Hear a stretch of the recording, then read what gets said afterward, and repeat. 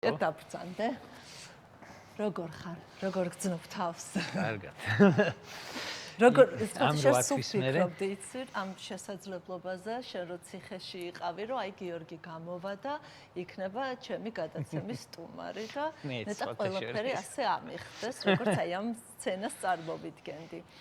მე მინდა რომ რაღაც დღეს განსხვავებული მინდა იყოს ჩვენი ინტერვიუ იმისგან რაც ინტერვიუებით შენ აქამდე მიგიცია მე მინდა რომ ვისაუბრო იმ პერიოდზე რომელიც შენ გაატარე 4 კედელს შორის საკანში ალბათ მე ასე ვფიქრობ ყოველ შემთხვევაში რომ პატიმარი რომელიც უკანონოდ არის დაკავებული და უსამართლოდ არის დაკავებული განიცდის სხვადასხვა ტრანზიციებს შეიძლება ეს იყოს ჯერ გაურგებრობა, გაურკვევლობა, არ ვიცი ბრაზი, სიზღი, სასოწარკვეთა არის თუ არა შეგუებაც ამ ყველაფერში დგებათ და ქონდა თუ არა გულახდილად მინდა მითხრა ქონდა თუ არა აი ეს მომენტი როცა არ ვიცი, ამას არ მინდა უიმედობა დავარქვა, უბრალოდ ეს არის მოცემულობა, რომელსაც უნდა შეეგუო. ხო, უიმედობა მომენტებში იყო რაღაც ეგეთი შეგრძნებები, უიმედობა უფრო იმ ხრივ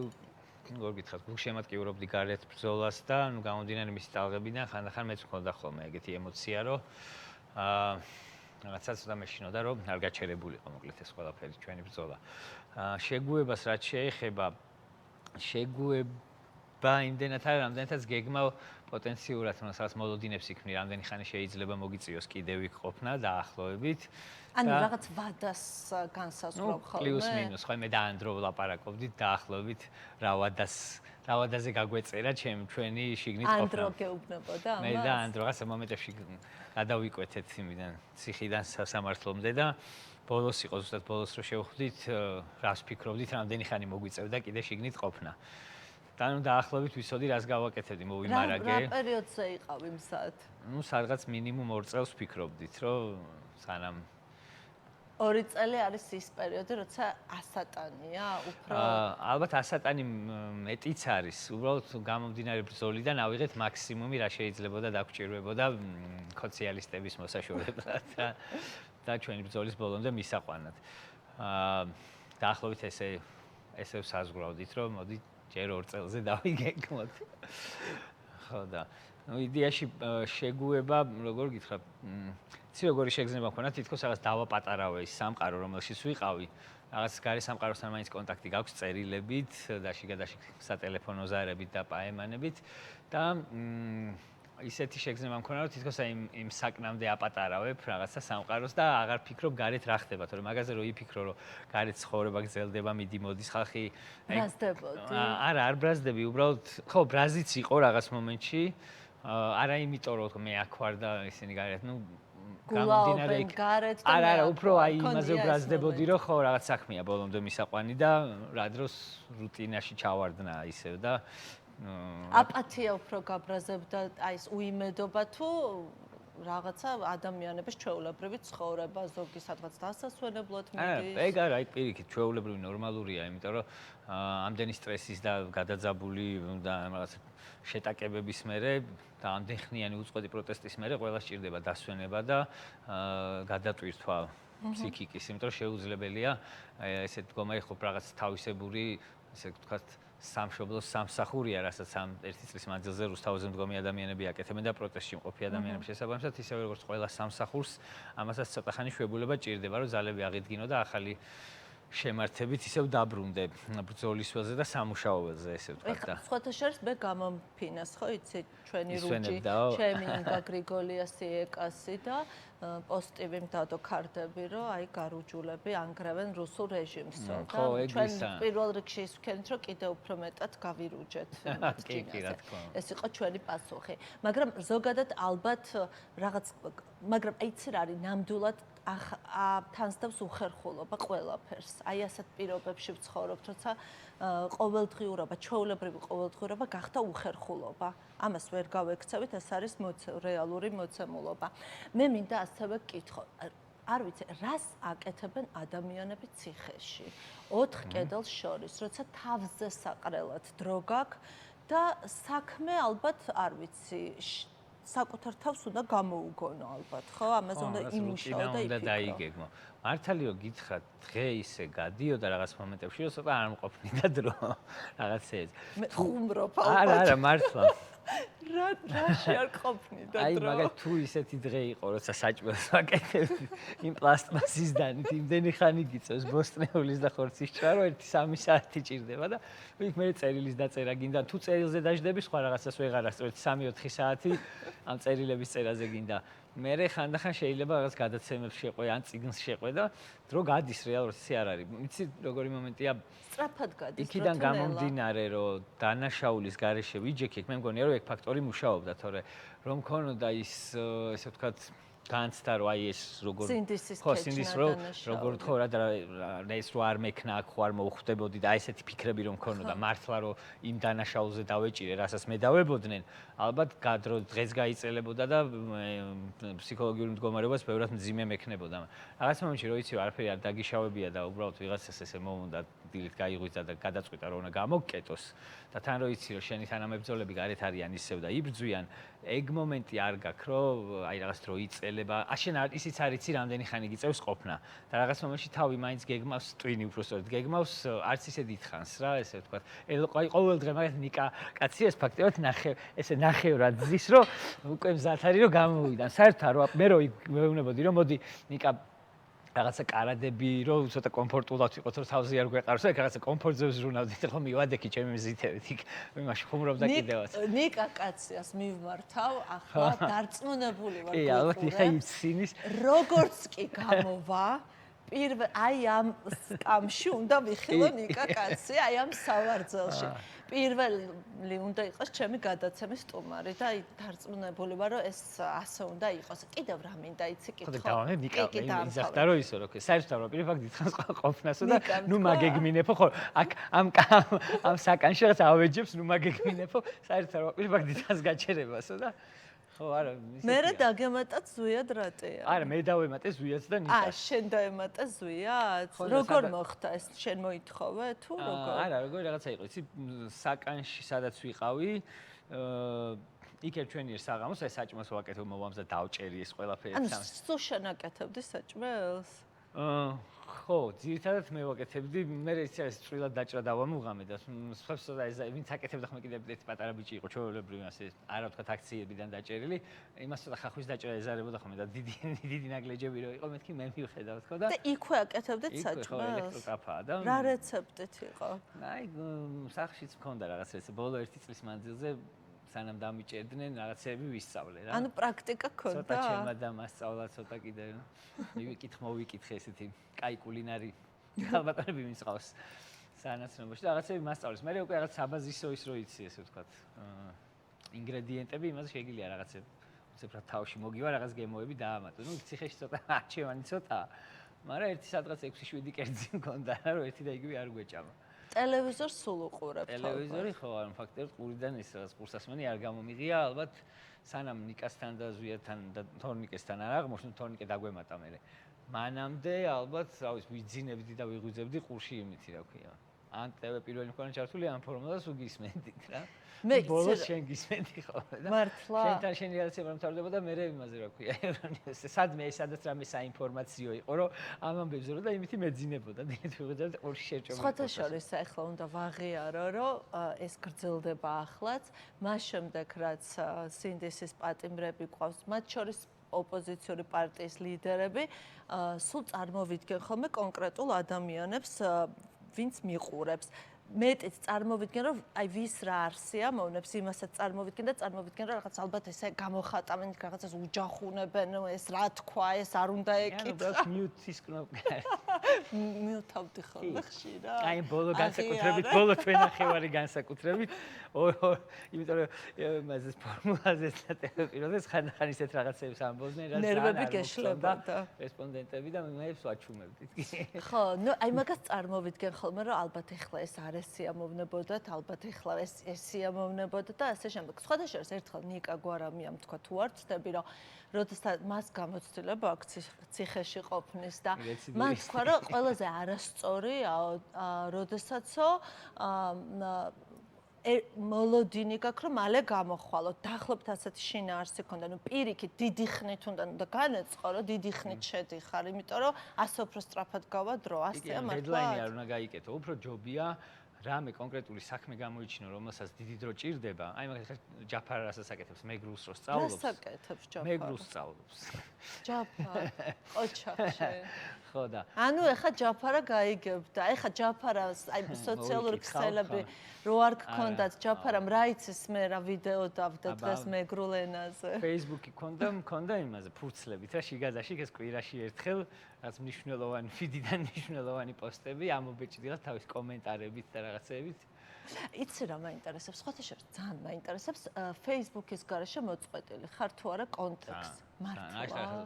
რაც გამოვედი ხო უკვე ორივე წყარო მაქვს საინფორმაციის და მოწყვეტილი ხარ და რეალურად ის რაღაცეები რაც მედიას ესე ვთქვათ ყურადღებიდან უძვრება, იმიტომ რომ როგორ გითხრა, უფრო მოქალაქეებმა ვიცით რა ხდება და როგორ ხდება. ანუ Facebook-ზე ცალკე ამბავია. Facebook-ი ცალკე და ნუ მესენჯერები და სიგნალი და ასე შემდეგ, რომელსაც ერთმანეთში ვლაპარაკობთ რაღაცებს, ანუ ის რაც საზოგადოებაში ხდება, ყველაფერი არ ჩანს და ამიტომ ვცდილობ ხოლმე, რამდენადაც ამის შესაძლებლობა მაქვს და რომ რაღაცები რაც Facebook-ზე ხდება, ის მოუყვე ეთერში, რომ მე პატიმრებმა გაიგონ, რომ აი ცალკე ამბავი არის Facebook-ზე რაღაცა. ის რაც ახლა ამ წუთას ეთერებით ჩანს, ხო ცოტა შეიძლება იმედგაცრუების და მოწყენილობის საბაბს აძლევდეს მათ, მაგრამ ვეთქვი რომ არა მგონია ისე. რაღაცეები ხდება ისეთები საინტერესოც. რა ყოველ შემთხვევაში ვცდილობთ და მგონია რომ ცდილობები მე საბოლოო ჯამში შედეგს გამოიღებს. ისე არ არის რომ რაღაცა ხელჩამოყრილი და მარტო რუსთაველზე იკრიბება ხალხი რა. არა, ნამდვილად ასე არის და ასევე ხო, ძალიან საინტერესოა ზოგადად რაზეც საუბრობთ და უსასრულოდ დავაინტრიგოთ რომ. კი ბატონო, უსასრულოდ შეიძლება მართლა საუბარი. შენ ერთხელ თქვი რომ ჩემს შარვალში ჩადებული აი ეს პაკეტი ამ პაკეტის უფრო ნაკლებად მეშინოდა ვიდრე იმაში დარწმუნების რომ ამას ხალხი დაიჯერებდაო. ანუ შენი სიტყვებია, ანუ რა იყო ამ პროცესში მართლაც ყველაზე დამანგრეველი, აი ნუ ფიზიკური ეს იზოლაცია თუ აი ეს რეპუტაციული დარტყმა. რაზე ნერვიულობდი უფრო მეტად? გქონდა ეს განცდა რომ აი არ დაიჯერონ. დაჯერების მომენტში ალბათ, ნუ შეიძლება უცხო ადამიანებს დაეჯერა ესეთი რაღაცა. მით უმეტეს, როდესაც ანუ TikTok-ის კომენტარებში რეალურად ამ ლეგენდას დიდი ხანია მითხზავდნენ ზუსტად იმ ნივთიერებაზე, რაც ჩამიდეს, აი ხო, კიდე გადავხედე სპეციალურად, მეთქი ამის ღაპარს ხუარყვებით ხო და პირდაპირ აი კონკრეტულად მაგ ნივთიერებაზე არის სულ რა კომენტარებიც არის ტროლებისგან ან რაღაცა ეს რაღაცა ბოტებისგან, ყოველთვის მიდის ლაპარაკი იმაზე, რაც ჩამიდეს. ამას აკეთებენ, რავი, რამდენი ხანი ერთი დაჭერამდე ალბათ ერთი წელი გრძელდებოდა ეს რაღაცა ლეგენდის შეთხზა. თან ზოგიერთი ტროლი თუ ბოტი თუ რაღაცა იყო, როგორ იცი, რომ ერთი იძახის ნახე რა кайფშია თუ რაღაცა ეგეც და მეორე უწეს, რომ აი მე რა ხო სიმართლეს იძახის. თვითონ ანუ ეთანხმება, რომ მე არაფხიზელი ვიყავი, მაგრამ მე ვითომ ჩემ ხარეს იჭერს, რომ სიმართლეს ვიძახი და მე ესენი ერთმანეთში ლაპარაკს აგზელებდნენ ჩემს არაფხიზლობაზე, რა. ერთი ვითომ ჩემსკენ იყო, მეორე ჩემს საწინააღმდეგოს. მაგრამ ანუ ამ ვერსიას ორივე ეთანხმებოდა და ეს რაღაცა ლეგენდას დაგეგმილი ლეგენდა. მაგრამ აი ქონდა შიში იმისა, რომ აი ვიკამ, იქ ვიღაც არ ვიცი, ნინომ, ნათიამ, შენმა ახლობლებმა, შენმა თანამოაზრებმა აი არ დაიჯერონ, არ ეს რეპუტაციული დაზიანების ფობია, იმიტომ რომ ალბათ არა, იმიტომ რომ ვისთანაც ურთიერთობა მაქვს, იმან ჩემი ისტორია იცის ყველაფერი, ანუ ცუდიც, კარგიც, შეცდომებიც, წაქცევებიც, ადგომებიც, გამარჯვებებიც, შესაბამისად ის ხალხი ვისთანაც ურთიერთობა მქონდა, ამას არ დაიჯერდა, ვინც ჩემთვის თქვა ძვირფასი იყო, ვისი აზრით ჩემთვის ძვირფასი იყო. გიორგი, შენი ისტორია არის მტკიცებულებს, შენ რო ახლა აი აქ ხარ, ეს ხო ნიშნავს იმას, რომ ის ცრუ მოწმე ცრუ იყო. ის პოლიციელი იტყუებოდა. როცა საინტერესოა, როცა ასეთი ტიპის უსამართლობის ობიექტი ხარ, დარბაზში, ერთ დარბაზში ხარ და უყურებ, უსმენ ადამიანს, თვალებში გიყურებს და იტყუება. ეს როგორ აღწერა მას? ორი იყო, რომელიც არ მიყურებდა თვალებში, იმ სრულმოწმეებიდან, რომელსაც ინდისი აქვს და რაღაც მიუხედავად იმისა, რომ სრულჩვენება მისცეს, მაინც მადლობა მინდა აქედან. იმიტომ მივხვდი მადლობას, რომ თვალებში არ გიყურებდნენ. ხო, რომ აი აწუხებდათ ის, რასაც აკეთებდნენ. გვარის პირველი მოწმე იყო ერთი ზირაქაშვილი რევაზი და მეორე ცოტა ნავარჯიშები იმის მანსურაშვილი ან მეორე რა გვარი იყო აი ეს მეშლება მოკლედ ორი ის იქვე ცენტრალური კრიმინალური პოლიციის დეპარტამენტის შენობაშიც რო საუბრობდით ისე იყო რა სხვა თემაზე გადაქონდა საუბარი მეთანხმებოდა რაღაც მომენტში ჩემ პროტესტში რომ ხო მართალი რო ვიყავი ამას არ უარყოფდა სხვები ესე პლასტმასის თოჯინის სახეებით მიყურებდნენ და ისე მეუბნებოდნენ არა რას ამბობ მირა ჩაგიდაო რომ რაღაც ჩაგიდაო რომ რაღაც მომენტში ხო შენ დაჯერებას ხო რომ მართლა ხო არ მედოთ რაღაცა მართლა ისე დონეზე ზემოქმედებენ ფსიქოლოგიურად რომ ძალიან მძიმე არის ეს იმიტომ რომ მეც როცა ვესწრებოდი პროცესებს და ვუყურებდი და ვუსმენდი ნუ მოსამართლეებს განსაკუთრებით ძალიან მძიმე მენტალური დარტყმა არის ფსიქიკაზე, ასეთი ტოტალური მასშტაბური ტყუილის დემონსტრირება. და დედაზე მინდა გკითხო. აი არც ვიცი როგორ უნდა გკითხო, არ ვიცი რა სიტყვები უნდა შევარჩიო. შენი გამოსვლა სასამართლო პროცესზე, რომ მაშინ, როდესაც თქვენ მომწყვიტეთ მე შესაძლებლობას ჩემი ცხოვრების მთავარი პაციენტისთვის მეზრუნაო, როცა თქვი. ეს უკვე ის არის, რასაც ვერაფერი ვეღარ გამოასწორებს. გამარჯვებაც ვერ წაიღებს ამ ისტორიას უკან სამწუხაროდ. რისი თქმა გინდა ახლა, როდესაც ამაზე ვსაუბრობთ? იდეაში ისი როგორ იყო რომ ეს რაც რო დაემართა ეს ბოლოს ინსულტი და ჩემს ეს იყო იანვარში 24 იანვარში ხო 24 იანვარში მაშინ უკვე ამ მოვლენიდან რაღაც პერიოდში ის კვლევები რო ჩავატარეთ და დაზიანება რო ვნახე დაახლოებით წარმოდგენა მქონდა რეალურად ერთი ეტაპი ესე ვთქვათ ამ ფაქტთან შეგუების მაგდროს იყო უკვე გლოვის მომენტი, იმიტომ რომ გასაგებია ცოცხალი იყო, ოღონდ მივხვდი რომ იქ ვეღარ დაუბრუნდებოდით, ვერასდროს სადაც ვიყავით. ერთადერთი რაც იყო ჩემი გეგმა მაქსიმუმი, რასაც ისკენაც მივდიოდი, მინდოდა რომ სულ ვიჯექთ ხოლმე ერთად ვუყურებდით ხან სერიალს, ხან რაღაცას ღამე და იმ მომენტამდე მაინც მომეხდინა რეაბილიტაცია და რომ აი თუნდაც ეტლში გადმომეჯინა და თქვა ჩემთან ერთად ისევ დამჯდარიყო, რომ რაღაც მაგ მომენტებს აფიქსირებდა დარწმუნებული ვარ თვითონ იმ მომენტებში როცა აცნობიერებდა რაც ხდებოდა ძალიან ისეთი მორიდებული ხალი იყო და ალბათ ის ყველაფერი ახლა რაც მე დამეკისრა ძალიან აწუხებდა დარწმუნებული ვარ სანამ ინსულტი დაემართებოდა მაშინაც ისე იყო რომ ანუ რაღაც სახლის საქმეებს რო ვაკეთებდი სულ ცდილობდა რომ კუჭი დამზდებდა რომ მოხმარება უნდა და მეთქი დამანები ცოტა ხანი დაისვენე მეთქი ის გეყო ის რაც ჩემზე იზრუნე ხა მე ვიზავთქო და ძალიან განისტიდა მაგას და ალბათ ხო რაღაც მომენტში შეიძლება ითქვას რომ ეგეთ მდგომარეობაში ყოფნა ადამიანისთვის მძიმეა ყოფილ ვარ ეგეთ მდგომარეობაში როცა ვერ მოძრაობდა საკუთარ თავს ვერული 2019 წელს კისერი მომწყდა და ფაქტიურად ნოლიდან ავაშენე ჩემი სხეული თავიდან და ხო ისეა რა ძალიან რთულია როცა შენ თავს ვერული და სხვა ადამიანებს უწევთ შენზე ზრუნვა და ხო ვერ გეტყვი რომ სიცოცხლე აღარ მინდოდა თქო მაგრამ არ არის მსუბუქი პაციენტისთვისაც რა მით უმეტეს როცა დედაა და შვილს გიყურებს.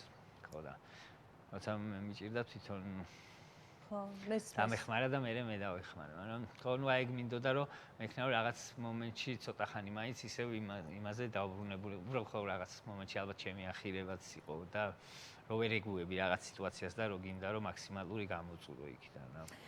არსებობს ციხეში ხრიკები, რომ თავს შეუძახო რო სასოწარკვეთამ არ შეგიპყროს. ქონდა ესეთი საკუთარ თავსთან ვარჯიში გონების. იცი რა ალბათ აი ძალიან დიდი ვადით რო გიწევს იქ ყოფნა, არ ვიცი მაგ დროს როგორ შეიძლება შენ თავს შემოუძახო, მაგრამ რაღაც გარკვეული პერიოდის მანძილში შეგიძლია ისეთი რაღაცები დაგეგმო შენ რუტინაში, რომ სულ საქმე გქონდეს რა, რომ საკუთარ თავის განვითარებაზე იზრუნო თუნდაც. ოღონდ ეს ალბათ ფიქრობ რაღაც მომენტში მაინც უფრო ჩვენთვის ხელმისაწვდომი კომფორტი იყო და ალბათ ეს რაღაცა მე მომავალში ამაზე სხვა პატიმრებთან დაკავშირებითაც უნდა ვიზრუნოთ, რომ 6 და 8 კაცი ერთ საკანში არ იჯდეს, იმიტომ რომ უბრალოდ შეუძლებელი ისეთი ქაოსია. მე წარმოიდგინე პატარა, რამდენი კვადრატი 30 კვადრატულ მეტრში ეს 8 კაცი რო თავის პირადი სივრცის მომენტი არ გაქვს, რომ თუნდაც შვიდად წიგნი წაიკითხო რაღაცა, ანი მეცადინო ან რაღაცა ახალი ისწავლო. რეალურად ციხე უფრო აი როგორ გითხრა, რაღაც მომენტში შეგვიძლია შევადაროთ ისეთ რაღაცა. ადამიანების ზოოპარკს და ესე ყავთ გამოკეტილი როგორც აი ის არ ემსახურება გამოსწორებას, ანუ გამოსასწორებელი დაწესებულება არ არის და რაღაც მომენტები, იმიტომ არა რომ ადამიანები გექცევიან, ესე უბრალოდ ისე არის სისტემა აწყობილი და ინფრასტრუქტურა, რომ რაღაცა დამთრგუნველი და დამჩაგვრელი გარემოა, უბრალოდ ამ გარემოში რაღაცნაირად უნდა ადაპტირდე და პატარ-პატარა სიხარულები იპოვო რა შენთვის და მაგრამ აი პატარა სიხარულების ძიება და პოვნა ალბათ ძალიან რთულია, როდესაც უსამართლოდ ხარ დაკავებული, ანუ ეს სრულიად ცვლის ალბათ კონტექსტს, როცა შენ ჩადენილი დანაშაულის გამო იხდის სასჯელს, ეს რაღაც თვითრეფლექსიაც არის, შეიძლება რაღაც ეტაპს გადიხარ, თვითმკურნალობის, სინანულის, მაგრამ ეს არაფერი არ არის, როდესაც არაფერი არ ჩაგიდენია, ანუ არაფერი არ გაქვს მოსანანიებელი. ალბათ ეს უფრო ამძიმებს კიდევ. ეგ ბრაზი უფრო თავიდან იყო ალბათ პირველი აი ეს ეპიზოდურად მეც მოდიოდა. კი, რაღაცა აი მაგერ პირველი ერთი თვენახევარი ისეთი ცუდი აზრები მომდიოდა თავში, რომ საკუთარი თავის რო გეშინი, ანუ აი რო ფიქრობ, რომ როგორ გაცემდი პასუხს იმ ადამიანებს, ვინც ამისთვის გაგწირა.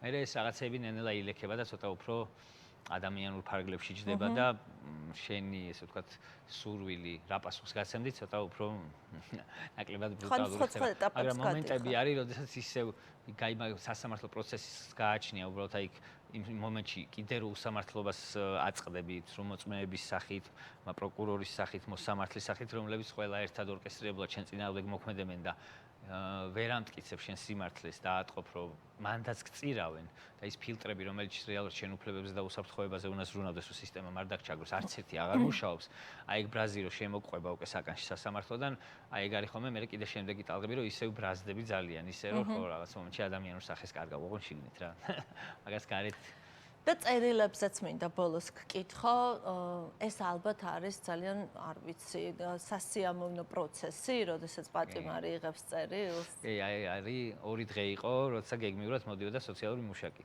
და მას მოაქვს წერილები. და ნუ გადმოაღებდა თუ არა სარკმელს, პირველი კითხვა რაც არის, წერილები არის თუ არა, და ეგ სადაც ვიყავი, მე და ერთი ბიჭი ვიყავით, თაზო, მოკლედ ისიც ბევრს წერდა წერილებს და აქეთაც მოსდიოდა და ნუ ეს სოციალური მუშაკი, მე მგონი მარტო თქვენთვის მუშაობ, ყველაზე მეტი წერილი თქვენთან მიდიმოდისა და ესე გვიტოვებდა ხოლმე კოლეგებს. არანაკლებ სასიამოვნოა სხვათა შორის, რასაც ციხიდან იღებ წერილს. მივიღე რამოდენიმე და მადლობა მინდა გითხრა, სხვათა შორის შენი წერილი, ორი წერილი მაქვს, ნიკუშა კაციასი და გიორგი ახობაძესი და არ ვიცი. იმედია ნიკუშა. ეხლა მე შესაგზავნი მაქვს პასუხები და ხო, უნდა მოვაბა თავი. ხო, ეხლა რაღაცა ისეა, რომ მთლიანად მოცული ვარ ხოლმე სასამართლო პროცესებზე ვფიქრობ სულ და დღე რო თენდება, სულ იმას ვნახულობ, რომ აი დღეს რა პროცესია და სად უნდა მივიდეთ და ხო მე უფრო მეტ ყურადღებას, ხო ეგ ყურადღება ძალიან მნიშვნელოვანია რა ყველას, ვისაც უნდა რომ წერილი მიწეროს, თუნდაც ერთი აბზაცი რო იყოს, ეგეც ძალიან ანუ რაღაცა ჭიპლარივით არის, რომელიც გარემოსთან გაკავშირებს და შენს გვარსახელს რომ მოკრავდი თვალყურს ალბათ ეგეც ძალიან გიხარია ხოლმე ხო?